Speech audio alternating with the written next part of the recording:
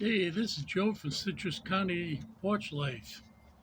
It is a cloudy day. The sun is not overhead. So at this late point in the afternoon, I can actually make a video without the sun shining in my eyes. So, this is the AA Word of the Day for January 17, 2025, a Friday. And the word for the day is happiness comes quietly. The trouble with us alcoholics was this: we demanded that the world give us happiness and peace of mind in just the particular order we wanted to get it by the alcohol route, and we weren't successful.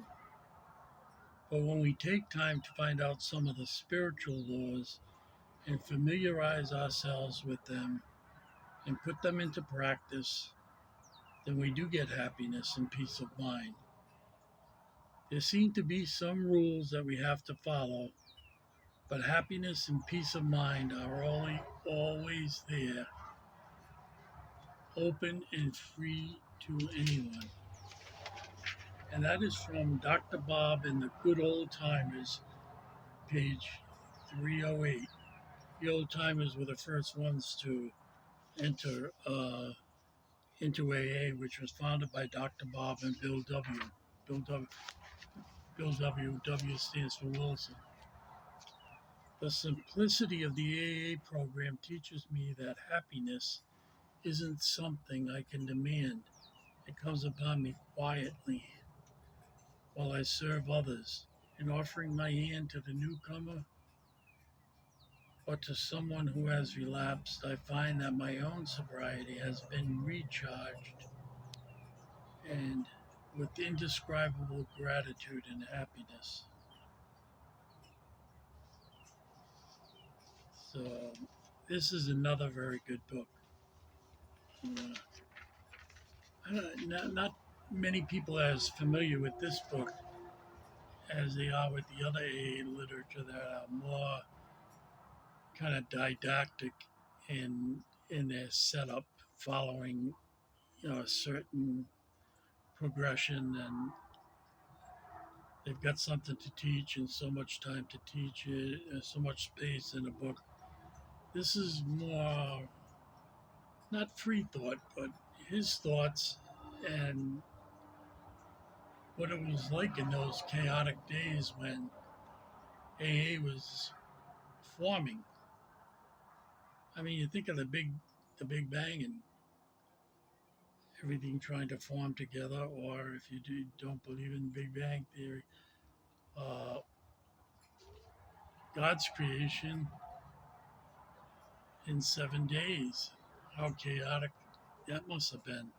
The earth existed 1 minute without animals, then the next day it had them.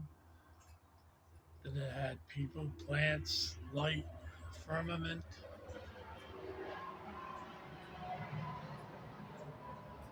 So it says here, well, we wanted, basically what this is saying, we wanted a particular order. We wanted what we wanted, when we wanted it, and that was usually right now.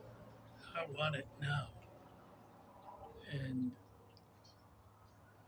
that's pretty much how I was. I did, if I was drinking, you could not deter me. You couldn't distract me. That's what I was doing.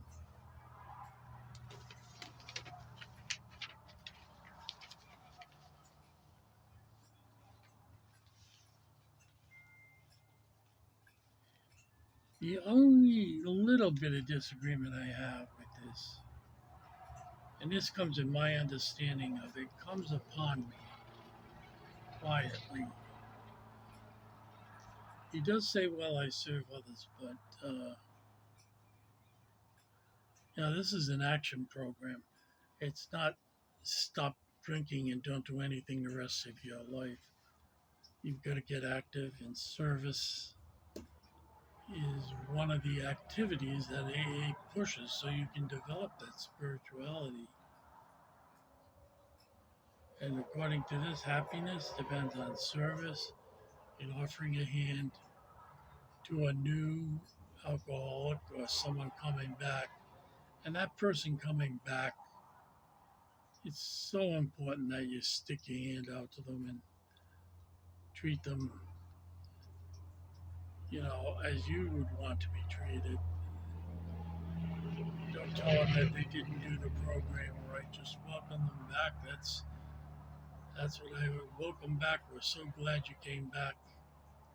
God bless you, because I don't know the statistics on how many people slip and drop out of the program and come back, but it's a wonderful thing, because the alternative is not to come back and die. And I took my youngest brother Brian, I took him to meetings, and for 3 years he looked good. He was doing great work as an electrician, and then the meetings dropped off, and it was a very long process. But as far as we can tell, on January 5th, February 5th, that's the day they give for his death. He was drunk, fell down, and froze to death. So he never got a chance. He had a chance to come back, but he never got back. As long as you get back, you have a chance. Uh, so I know from personal experience the dangers of separating yourself from AA, feeling guilty about that, and not being able to make that move to just go back. And I have never heard anyone treat someone coming back with anything but respect. And I certainly would never do it. But I am going to have to reread this book. I haven't done it in I haven't read it in 25 years. And when I saw this quote, I said, oh, the old timers. So, God bless you all. Have a safe and sober Friday. Friday night, when I switched jobs, I had Fridays off. I started Sunday, Monday, Tuesday, Wednesday, Thursday, so I had Friday off. And I would start prepping for going out. It was a lot cheaper for me to buy beer and drink it at home than go out and spend at that time. Depending if you went to a high class place, it was $1.25 a can. Or if you went to a dive, it was $75. But I figured I'd do all the heavy drinking at home. Of course, I have no idea how much I drank. I would black out and spend the whole night drinking, and sometimes wake up in places I didn't know how I got there. So, yeah, that's a terrible feeling. But it's still in the forefront of my mind, even after 33 years. I woke up naked in someone's closet in Jamestown, Rhode Island. Now, that was an island out in the middle of Narragansett Bay, and I lived up in the mainland in Providence. And that's where I ended up. I didn't know where my clothes were. I was in a closet. So that's what happens here. So God bless. Have a safe and sober Friday. Talk to you tomorrow.